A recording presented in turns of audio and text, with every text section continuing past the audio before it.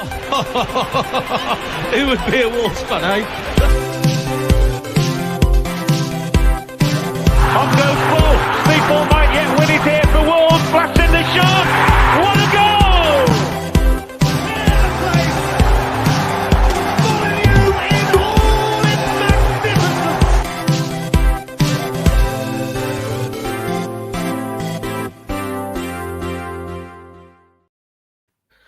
Good morning, good afternoon, good evening, good night, wherever you may be. Welcome to the latest Wolves Fancast match preview episode. On tonight's episode, I've got with me Gully and Cheltenham Tom. We've managed to pull his. He's got a little baby at home, so he's behaving himself this year. Guys, first Gully. Sorry, mate. You totally dropped out on me there, so I'm not sure what's happened.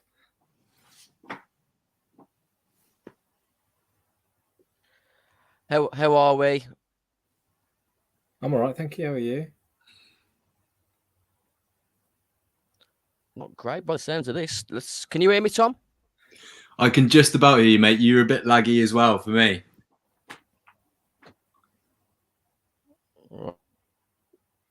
Right. Tom, Bear with me. I'll try. Might have to carry the show here, Tom. Should we put you in the driving seat? Now put me in my paces there, mate. I don't know about that. There we go. Oh, he's gone for the mobile phone approach. We're going to have to just wing it this way, guys. Hey, it's still you. How are we?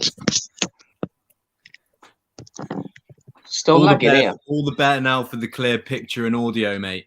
Yeah, for sure. Right. As always, as I just mentioned, welcome to the latest preview episode. We'll be looking at Wolves versus Leeds this evening, once I actually get my act together. But yeah, guys, important win over Everton on Sunday. What was your thoughts on the game, Tom? Yeah, it was definitely a game of two halves. I think the first half, initially, I thought we set up wrong. I thought that we showed Everton way too much respect. But when we came out in the second half, it all kind of changed and Everton just dropped off completely. Their tenacity, the way they wanted to play just didn't happen. And we just kind of suffocated them, really. Ruben Neves had another great game and the goal from Cody really did just completely deflate them. I think it was Cody at the end who said it was part of the game plan to play that way in the first half and then come out all guns blazing in the second half. But yeah, no, it was an interesting one. It was a good one to watch. But yeah, pleased with the result, and Everton just slipped more and more into that relegation battle. Gully, what was your thoughts? I know you released the GTA Fancast this morning. Yeah, it was. Yeah, I think I agree with Tom in the sense that it felt like from the first half we were paying them a little bit too much respect. It felt like we hadn't gone out to take advantage of their malaise to the extent that we could and should have. But yeah, Bruno seemed to have a game plan. It worked. I felt as if we could have probably put our foot on their throat a little bit more, but it's not the way really for us. You know, we tried that first 3 games of the season and really going kind of hell for leather at teams, and we've not done it since. It's always been quite measured and methodical, and we just proved to be too good for Everton ultimately. And the majority of that coming from Ruben Neves, who was incredible. Obviously, I didn't want you to be captain hindsight, but halftime tweet. Nuno Lage. Was there a bit of humble pie afterwards? No, I wouldn't agree with that, because if you look at it, it was right out the Nuno playbook, wasn't it? It was keep it tight first half, don't concede, and then come out second half and have a go. And that's exactly what happened. So I think people took my tweet a little bit out of context. It also read as if I wanted him sacked, which I'll apologise for, because clearly grammatically I made a slight error. I don't want him out. It's just that Nuno Lage was out in presence. It felt like the spirit of Nuno had taken over his body and decided to set the team up in such a way, which I was slightly disappointed about, to be honest. But you can't argue with 3 points, can you? You really can't. It was important to keep that winning momentum going. You look at some of the fixtures that are going to be happening this weekend, and it was important to get those 2 wins because we win against Leeds on Friday night, and we're sort of back in the race for 4th to a degree. You fancy Liverpool to beat Arsenal this evening. That gives them 2 games in advantage on us. But I think we're still in the hunt with as an outside chance. Do you still feel like we're in the hunt for 4th, Tom, or long shot? I kind of seesaw between definitely in it and long shot. I mean, I think the more I think about it, I would take the Europa Conference place. Going for 4, as I said, it could happen, but I don't like to hedge my bets when it comes to hoping that results go our way. You know, we can do all we can and get as many points as we can, but I do still think if you really, really, truly believe that Wolves can get 4th spot, then every single weekend until the end of the season, not only have you got to support Wolves, but like last week in the WhatsApp chat, I was saying, I'm going to have to back Villa. There's going to be a lot of that going on if we really, truly want to get 4th. It's not only hoping we win games, but that other teams around us lose. And, you know, I'm not in the business of having a nervous breakdown this side of the year. So I think I'd take Europa Conference spot now. But hey, you know, there's always a chance. Tom, was that a little Cheltenham pun in there, hedging your bets during race week? Lovely job. Look, I've got racing fever. You know, I don't really necessarily want to say how much money I'm down today, so we will just kind of put that to bed now. But yeah, of course. Yeah, how can I not? It's not looking great on the old horse in front myself. I think it was inevitable that Tiger Roll wasn't going to win today, and that was the only thing keeping my sort of bets alive. But we'll jump back to Wolves versus Leeds on Friday night. Last time we played Leeds wasn't one of our greatest performances of the season so far, was it, Gully? We drew 1-1 away at Elland Road. But what's your memories of the game?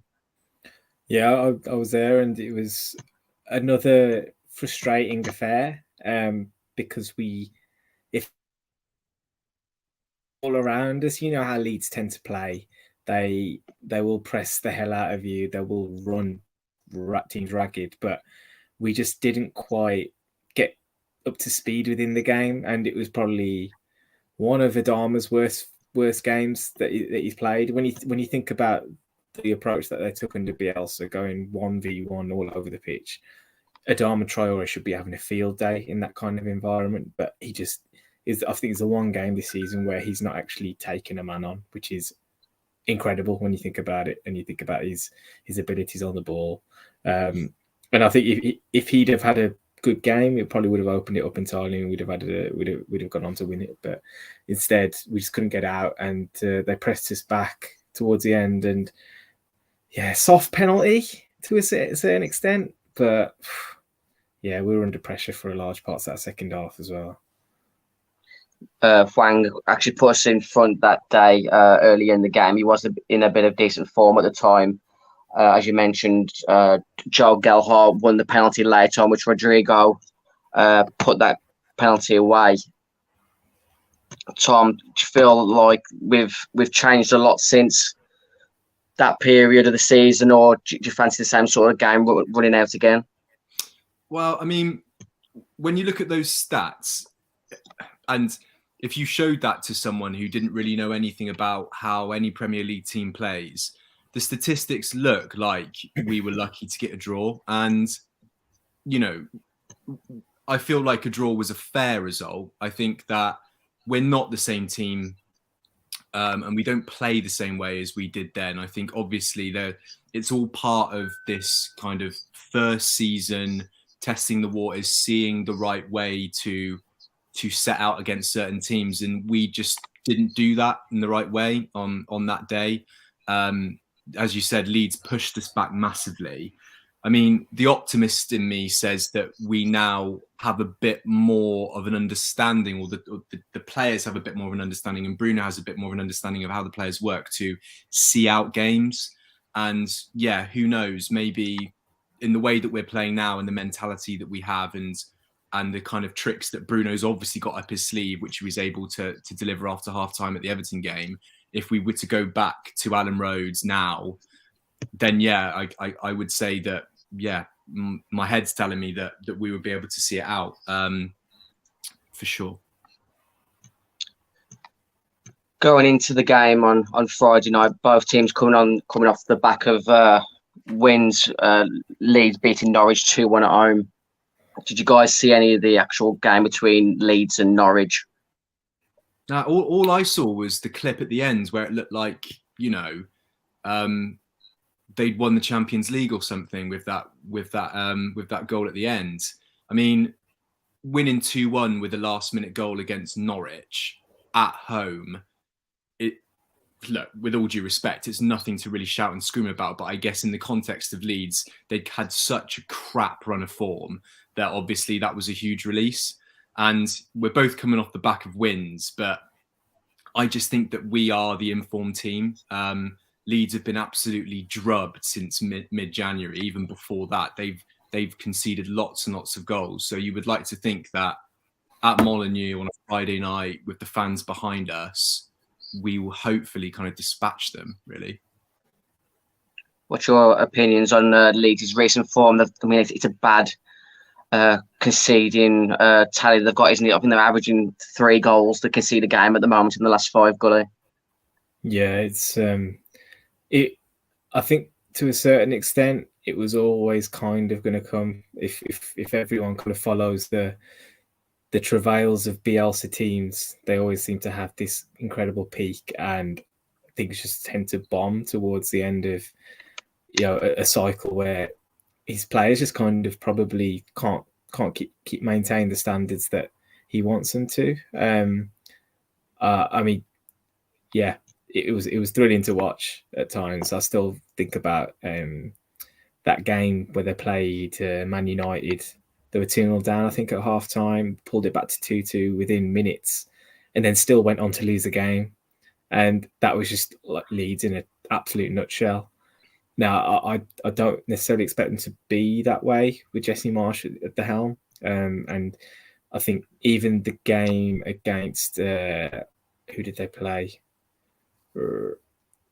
Prior to Villa, sorry, it was on their Leicester. It was Leicester, wasn't it? Yeah, Leicester. They were really quite good against Leicester, and were unfortunate to kind of come away without any points in it.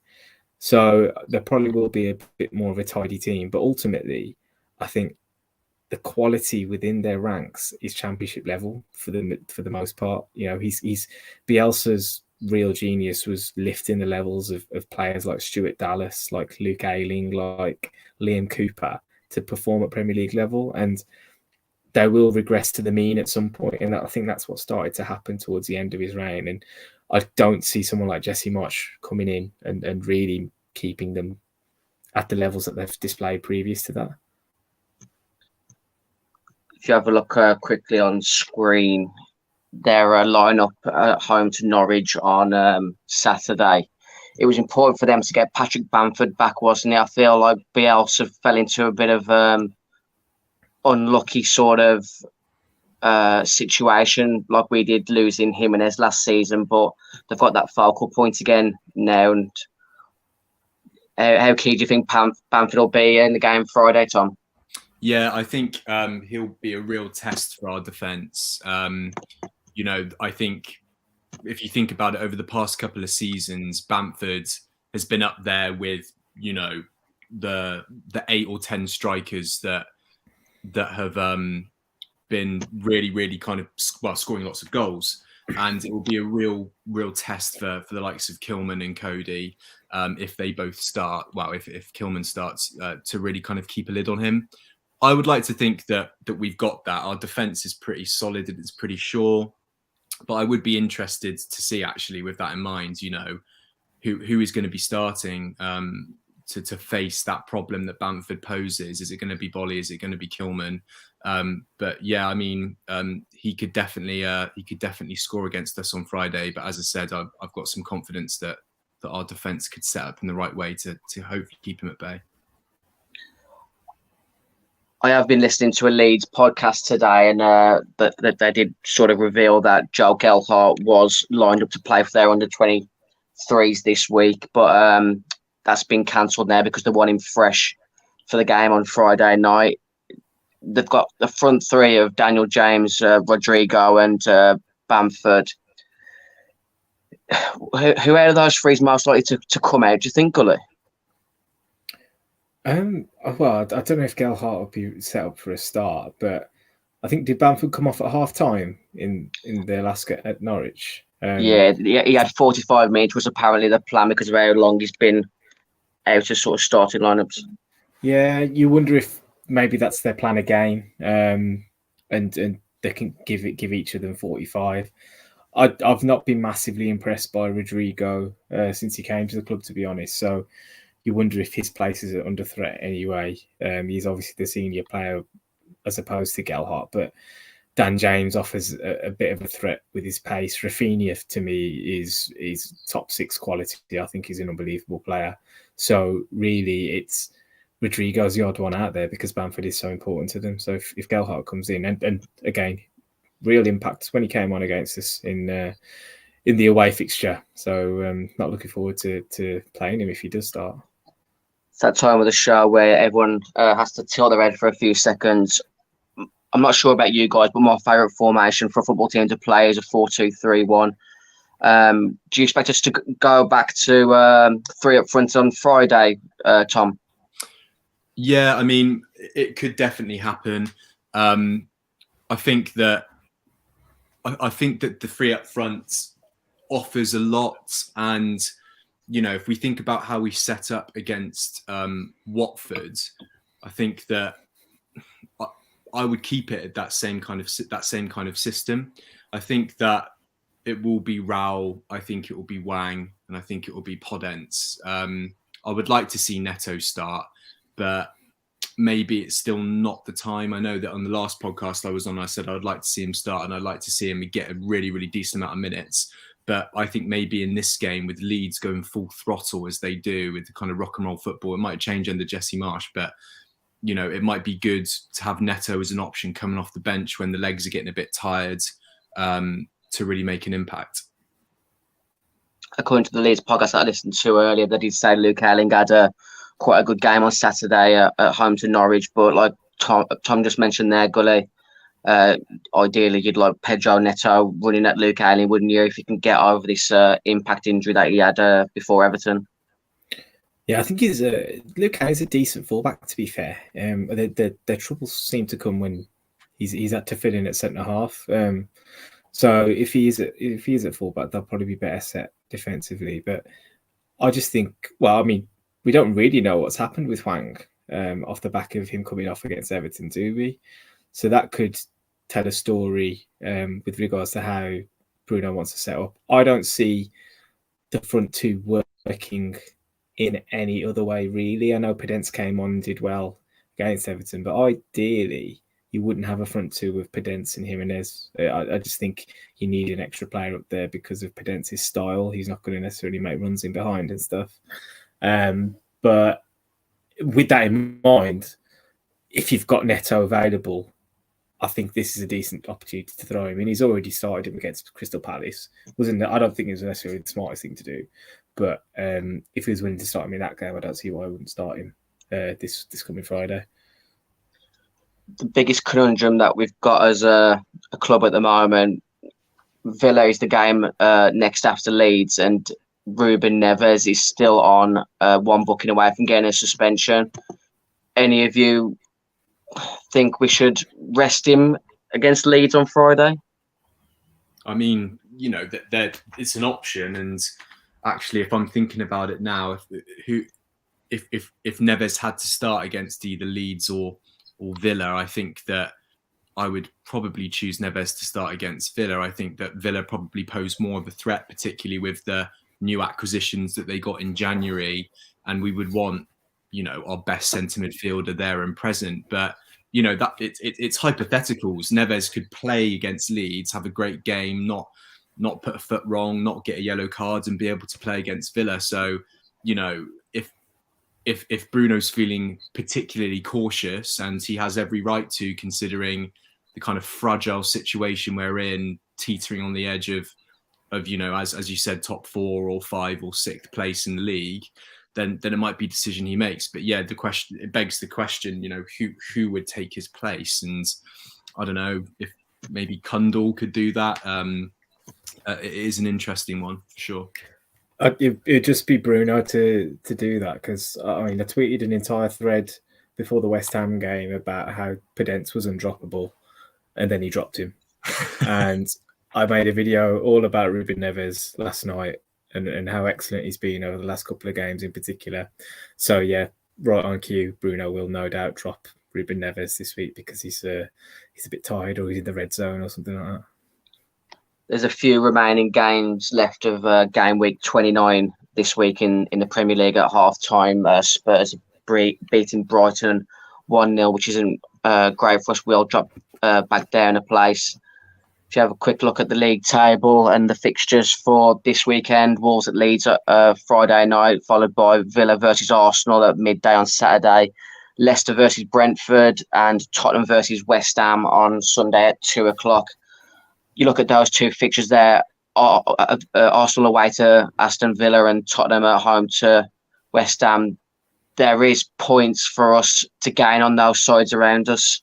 So it really is an important game, isn't it, on Friday, Gully?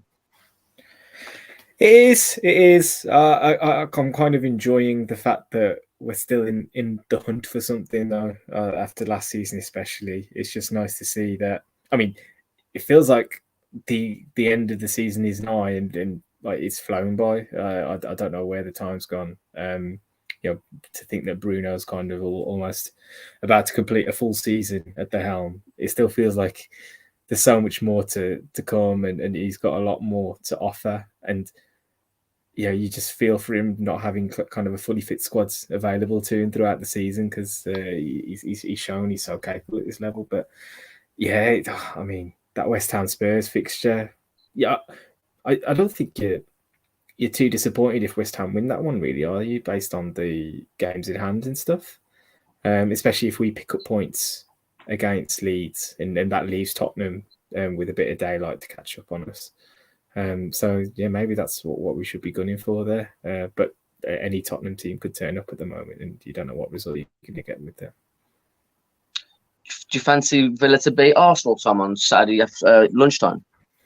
It could happen. I mean, Arsenal have come on this season. I think that they've gone about their business in a really, really tidy way. I mean, look, they've had 5 wins in their previous matches. Odegaard's playing out of his skin. Saka's playing really well. They look really organised. So, look, it could happen. I think Aston Villa have shown large parts of play in recent games that they can do the business. And obviously with Coutinho in your team, then there's always going to be that stroke of magic. Being able to get, who was it who had that mad outside of the football to Coutinho? Callum Chambers, wasn't it? I don't think Callum Chambers has ever done that before in his life. But with a team like Coutinho, with a team that has Coutinho in it, it can lift those players who, quite frankly, are bang average, and maybe kind of, shore up the quality and get results. But I think if you had to put a gun to my head, Arsenal winning that game at midday on Saturday. Unfortunately for us, because we would need them to ideally not do that. But I can't see another result really at the moment. It's quite that funny, was I think. Pretty ridiculous, wasn't it? That Callum Chambers assist. You know my opinions on Barcelona, Gully, but that was very similar to the Dani Alves, Lionel Messi goal a few years back, wasn't it? Yeah, it was. And you can only appreciate that kind of quality, can't you, Dan? You can. I mean, it's a bit like Man United in the 90s, but Barcelona, they were nice to watch a few years ago, but obviously not anymore. I have to say, I can't resist the opportunity to have a little dig at Villa, just because, I mean, I'm about to go and play with a bunch of Villa fans, actually, when we finish up here. And I always hear them being spoken about in glowing terms. We've heard all about Coutinho arriving and getting a little bit of a run of form together. And all this has happened, and like, we're looking in our rearview mirror, and they're kind of still out in the distance a little bit, aren't they? And you just wonder, like, Why do they keep piping up as if they're like on our shoulders, ready to kind of take back their position as kings of the Midlands or whatever it is? I don't understand where these delusions of grandeur are coming from. There's a long way to go for them to. Yeah, at the moment, yeah. I agree. Like, I'm a teacher, and lots of my students are Villa fans, and they just bang on about Coutinho all the time, like he's the next Messiah. But I don't know if you boys agree, but if Coutinho joins our squad and our system, he makes our team way better. I think that Villa have still got a long way to go in regards to the 11 players that they field week in, week out. And I think you're right, Gully. Like, they are far off in the distance. And even though Coutinho has been really special and has not put a foot wrong since he signed for the club, overall, they've still got a long way to go. If you've got players playing well, but your team isn't doing well, that's not good for me. Like, if he's having to play out of his skin and they're still not picking up results, then there's clearly a problem. Chambers outside of the foot, or no Chambers outside of the foot. Exactly. Yeah. I feel like it's going to be a tasty one on Friday night. Obviously, it's a massive game for Leeds in their battle to avoid relegation. 3,000 Leeds coming down to Molyneux for the evening. There was a bit of trouble at Elland Road earlier on in the season, but you look at that league table, 4 points in front of Watford. This will be a game in hand of theirs that they'll be giving Watford. So it really is a massive game for them. But you look at that league table, is there anyone other than Everton that you can see joining Burnley and Norwich? For me personally, I think it's those four teams. If we beat Leeds on the week on Friday night, and they continue to have another couple of bad games, and Everton pick up, and maybe Watford or Burnley get a couple of good results, then they're in it. But I think right now it's really, really those four clubs, and the way that Everton are playing, and just the media spectacle, Everton going down, I think it's really going to put pressure on those players, more pressure on the Everton players than those Watford players. I can't see Leeds going down. I think that they've still got enough in them to see this through. But, granted, there'll be a huge amount of reorganisation that has to happen in the summer. But at the moment, I think it's those four teams that really should be worrying. Norwich are done. Norwich are dead in the water, I think. But Burnley, Watford, Everton, it's really a battle with those three teams. Strangely, I feel like Burnley and Everton being there with the games in hand, you could almost trust Burnley to pick up points with their game in hand more than you could Everton at the moment. Everton just look like an absolute shower. Burnley are Burnley. They're not a brilliant side. They'll never be full of quality, but they'll pick up a result here or there. Whereas Everton just look like one of the most incompetent teams I've seen in ages, especially at this level. They're just terrible. Were you as same as me, as surprised as how bad Everton really were? Because when I watched their game against Man City, they were pretty decent. They gave Man City a good game. It's that whole thing though, isn't it, where teams get themselves up for big fixtures and things, and I always think the sign of a bad team is when every player that goes to press the ball is like a second late. And you saw it in the second half against us, where we've never been a possession side really. Like, we never topped 55% max, probably looking at in terms of if we were going to play a game against a team where we dominate the ball to an extent. And we just looked like we could have kept the ball until sunset, like that day, sunrise the next morning even. Like, it was just an absolute joke how easy our midfield found it to just play around them. What about you, Tom? Yeah, no, I think, put it this way, I mean, Everton, I agree completely with Gully. He's hit the nail on the head. I think that they are at a real crisis point, and Lampard is scratching his head as what to do with those players. It's like a botched plastic surgery job. All of this money been pumped into the club, and all they're left with is a mixture of all of these different players that have been signed by lots of different managers who have all had different ideas of what system and philosophy they're going to play. and they're all looking around at each other. And I don't really think that necessarily anyone who has an influence on that first team knows what to do next. And I was having a chat with my friends last night about if Everton do go down, who stays? Who stays at that club? Does Pickford stay? You know, that's a serious question. Who in the Premier League really is desperate for a new keeper? I mean, the only real teams I can think of are Newcastle, but that's not going to happen. And if that does, then that would be a shocking signing. Or Brighton. Like, those are the two teams I can think. So I think that if Everton go down, it will be a really interesting summer for that club, seeing who stays, seeing who goes. And I'm all for it, man. I'll sit there, you know, and see how it turns out. I love that analogy of botched plastic surgery. Like they went in for a Brazilian butt lift and they came out with some like mega tits or something like it's totally wrong end of the stick. But you got to think that the players who are taking this club down, not one of them is going to have a good reputation at the end of this. Like, and which managers are going to go in and try and take them off their hands? Like, you are going to have to give me a proper sales pitch if you're saying, you know, if you're trying to sell me, I don't know, Abdoulaye Doucouré after what he's played like this season. Like, come on, you're going to need a genius marketer for that. Yeah, agreed. I think there's only really Richarlison who sort of came out the game on Sunday with a little bit of credit. He did sort of work tirelessly with his runs in behind, but like you just said, there isn't really anyone that Everton squad that screams out if they sell him, if they get relegated, they're going to get decent money back. Anthony Gordon's the one they probably have to keep just because he's a local lad and they can kind of build a team around him maybe. But realistically, he's almost the one prize asset that they've got as well. Him and Richarlison, you know, I don't know, maybe I still think someone like Ben Godfrey's probably a decent player, but it's just you're clutching at straws really. Yeah, I agree. I think, you know, but if that is the case and they go down, they go, right, Gordon is our focal point. Let's build a team around him.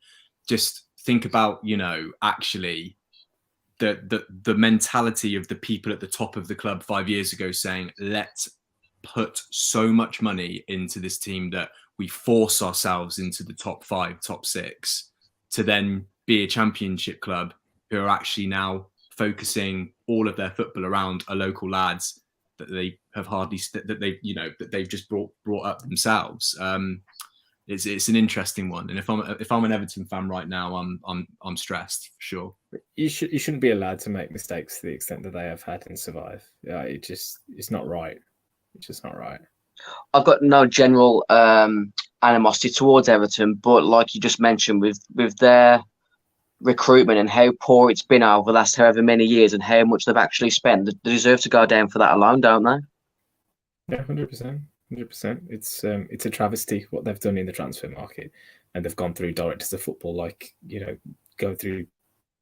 Conor Cody goes through packs of squashes. If you listen to the In the Stiffs podcast, it's a really good listen. To be fair, I listened to that in the car on the way to work today. Definitely recommend that.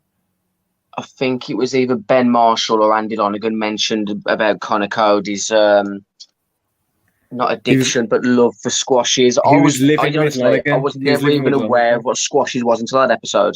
Oh, mate, goat sweets. No, I know now. Sweets. I have about a pack a week now. Yeah. The best, man. The best. Just unreal levels of sugar whilst tasting. If squashes are listening, happy to do a sponsorship.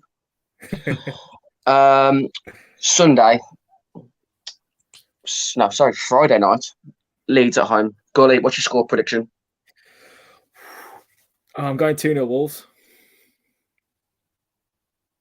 I think we'd all love a bit the of right a team and Nuno Large ain't out again. I'll say it again. Do you believe there's a good chance there? Of what? Of him going conservative? 3-5-2 again. I wonder if he wants to try and make the Jimenez Wang thing work. You know, he's got his little Harry Kane Son kind of thing going on there, hasn't he? Trying to make them out to be kind of the pound shot version, but I don't want that to be the decision making behind it. I want him to go out and kind of get on the front foot against them at home. What's your score prediction, Tom?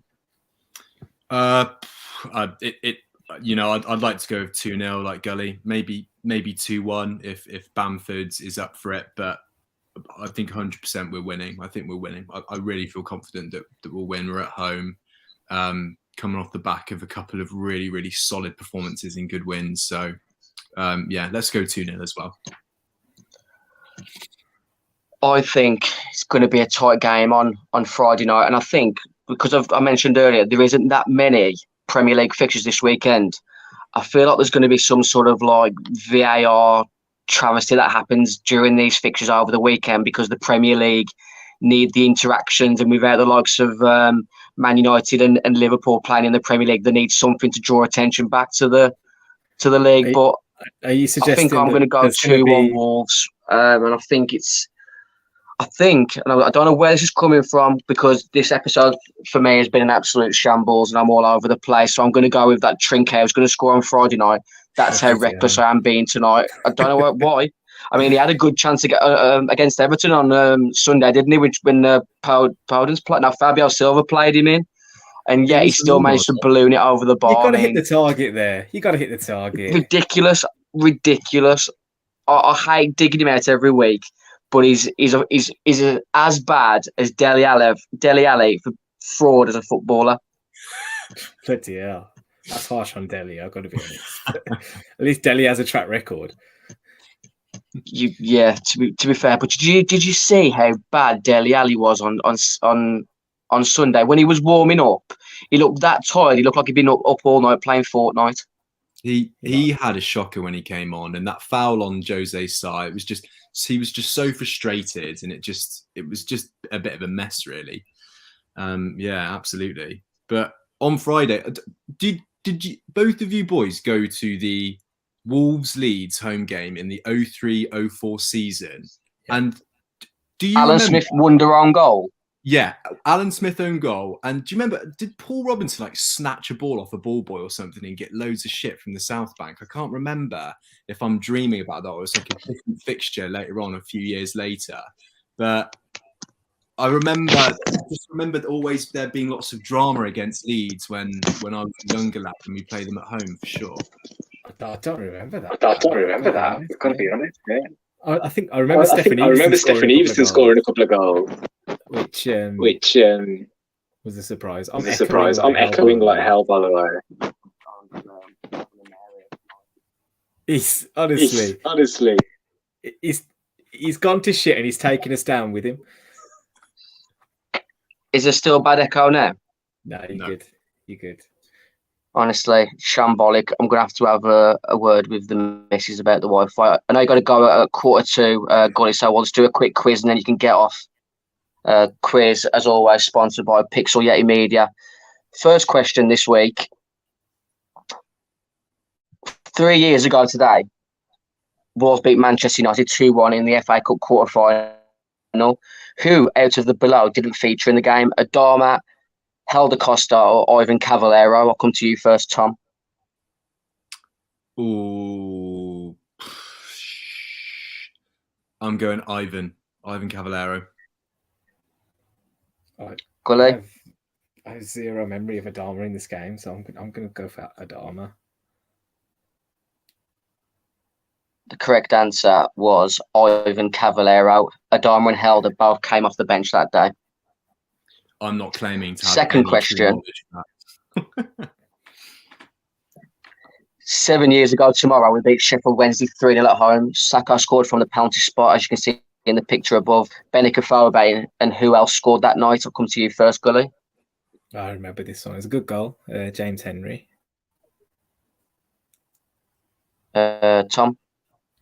You know what? I was kind of thinking in the back of my mind, was it James Henry? But because Gully's already taken that, I'm going to go for,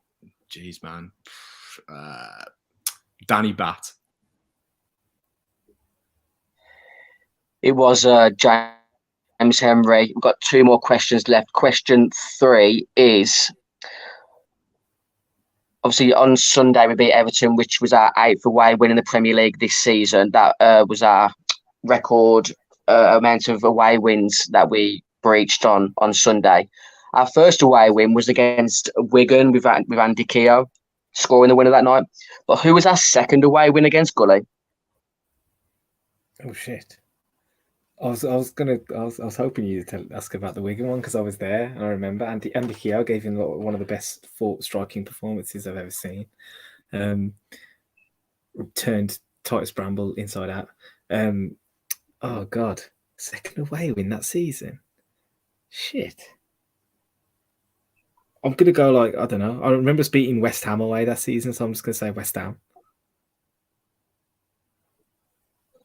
Have you got a guess, Tom? Hey, that's a tough question. I'm going to go away win. I'm going to go Fulham. Everyone knows the Wigan. I wouldn't allow you to be on the Fancast if you didn't know Wigan. Yeah, all right, fair enough. I'm going to go Fulham. The correct answer was Tottenham Hotspur with Kevin Doyle flick off Nilad Miliat's free kick.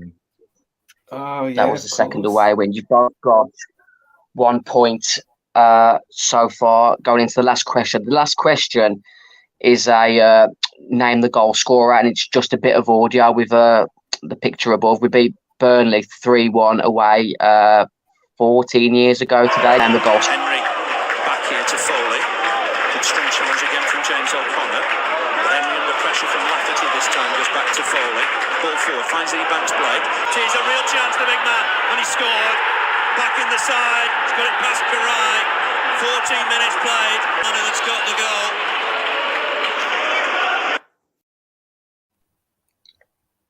Do you know? For the big man. Was the audio clear enough for you guys? Yeah. Do I need to play it I again? thought he might have given it away then at one point, but I'm going to go Carl. No, that's too late. Whatever. Carl Court. I'm going to say the big man. The big man. Who was the big man then?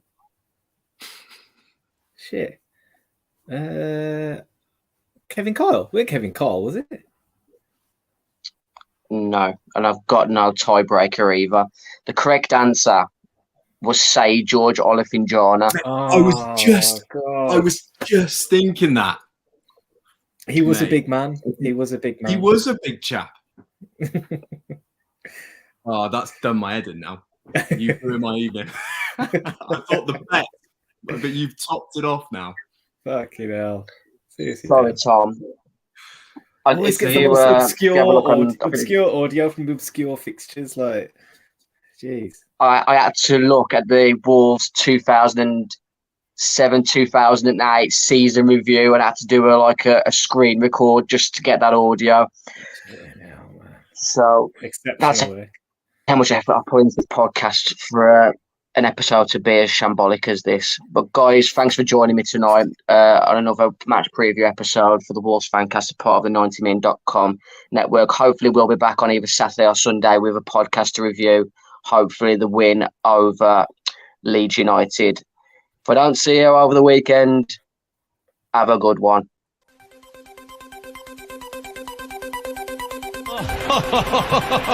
Who would be a Wolves fan, eh?